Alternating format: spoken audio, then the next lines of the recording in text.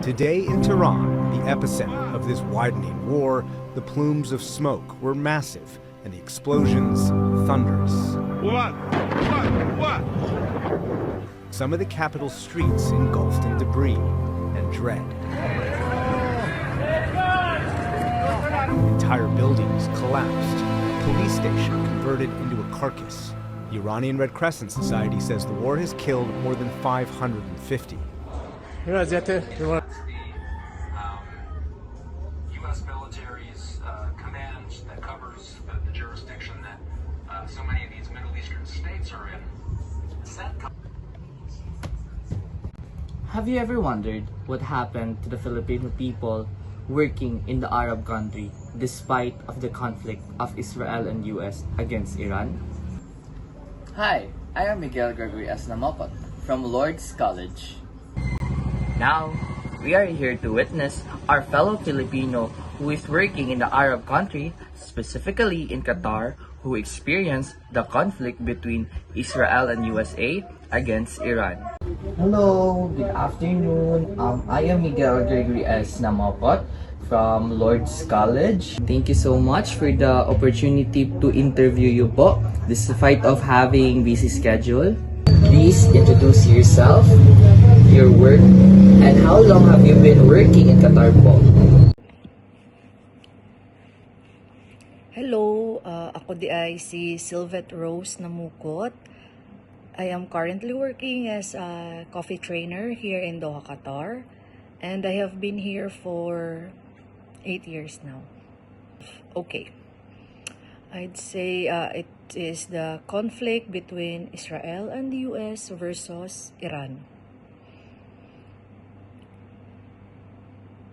Okay, how did you feel when it happened? Siyempre, grabe gito siya kakulba. Kulba, nahadlok ko kay, in my mind, I might not be going home alive. In my mind, I might die, let's say, we don't really know, right? Like, I might die, natabunan ko sa kung unsa-unsa pa nga mga, let's say, tabunan akong patayng lawas sa building, wata kabalo, di na ma-retrieve, di na, wala na yung may ulis Pilipinas. And, kuan man gud kay to siya nga tawag ani kana nga experience, because like even when we are sleeping like in the middle of the night, and then sometimes even it's like around sa mga kadlawon, we wake up because of the alarm.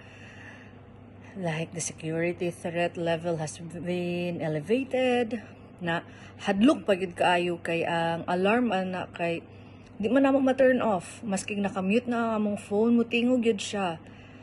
Kay sa government to nagikan na kuan kaayo kanang mahadlok ka kay, let's say sa balay, kung atong na ako sa balay, tulog kay ka, makamata kay naglagabog, nakusog ba kay naglagabog, maglagabog na ako ang bed kay naman sa just beside the window, and then I can hear the window rattling. So that's the time na bangon gud ko diretso, malimukawan ko, bangon ko diretso na makarealize na ko nga kanang layo na kay ko sa akong bed, numur bitaw og pagbangon giluksor ako dadto, murag ang ako ang ginahon-ahon na ni unsa man ko kabot diri man nga natulog ra man unta ko, murag after ana nga murag nga sige buto-buto na out of nowhere kanang kamulo ko og klase, ga-train, mubuto og kalit, kanigon nga window diri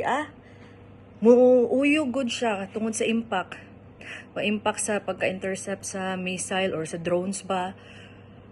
Mo to nga pag mo kuan na ni muuyog na manaog na lang gid dayon may diretso na di pa gid may maka-elevator kay delikado man o takabalo basig matrap mis elevator, maghagdan mi gikag 10th floor padulong sa ubos sa basement gyud na lain man dining hadlok no kay kanang makatakod siya. Kami gud diri sa office pagbubuto wala na mang muli-ili man mis bintana kay tan-awo na mo og kanang agi-agi bitaw sa pag-intercept niya. Kamura siya kanang similar sa airplane nga moagi bitaw nga naay magline sa clouds. Kato siya kita gid nimo usahay kay itom kayo ang asu usahay pod kay kanang mura og ga-orange-orange ang clouds tungod sa impact sa pagbuto-buto sa taas. So pag hinana na gali na, papaulion na dayon mi na it so happen na ang ako yung kakadumduman kay it happened last the week of February, then Ramadan was approaching. So during Ramadan, so we have shortened working hours.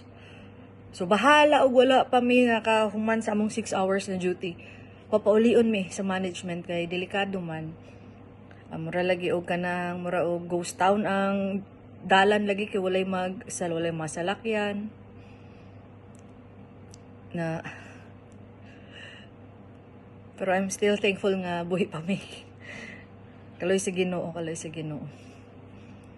So of course, are there still things that reminds us of the incident? Yes, of course. Like there's a certain area here in Doha that was attacked specifically because as per them, they were housing the leaders from Iran during that time. So they attack. So whenever we pass by in that area, yes, it's like a constant reminder na, oh, this is where like some of the children's died because it was near the school something. And also like just yesterday, like July 9, around 3 a.m., there was another alarm that says the threat level has been elevated again. So it's always, would say it's not even finished yet. So gahulat ra gyud tawon mi o kung kanus ani mahuman. And mura og maragma at isrami. And also, pero mi gid ko ma-reminded nga naato siya nahitabo kay karon pag gumuli kog balay na amang gud koy kanang tawag na mong emergency backpack. So naa dito ako ang papers, some essentials, nga gamay nga og magkinaunsa dali ra ma bit-bit madala. O kung asa mi dalon sa safety, siguro sa safe place ba whatsoever by the government, laladala na ako to. And then, so how can you guys as the next generation learn from that event? Okay. So because umanta ka balog unsa ginahuna-huna sa mga world leaders or unsa ginahuna nila sa leader sa Israel, leader sa US o leader sa Iran. So ang ako arag yung ma-impart sa inyo as the next generation is that to spend enough time with your aging parents, with your family, spend enough time, memorable time to the people who matters. Take photographs, make good memories. Kaya wa man ta kabalo basin dai pud mo abroad mo. Then you will be working here and abroad. You will be going home like what, years after to visit Philippines. We don't really know, right? So at least you have those memories to cling to. And also save up, save money. Be financially stable. And what lesson have I learned on this event, in this historical event?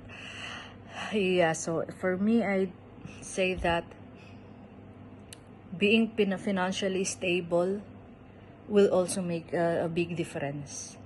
And to make more, let's say, memories, spend time with my aging mom, spend time with Miguel, with Joey, spend time with my brothers. And also like to do the things that you'd really want to do. Don't wait. Like for me, I love traveling. So I save up whenever I have the time to, and then go vacation, I have the money, I usually go and travel. Because at the end of the day, we only have our memories to, let's say, cling to. To sum it all up, our interviewee highlighted that while she was experiencing the war in the country where she was working, she realizes that we need to spend more time or gather memories or create memories with our loved ones. Spend more time with them. Do what you want and do what makes you happy. Because at the end of the day, there might be no time to do it all.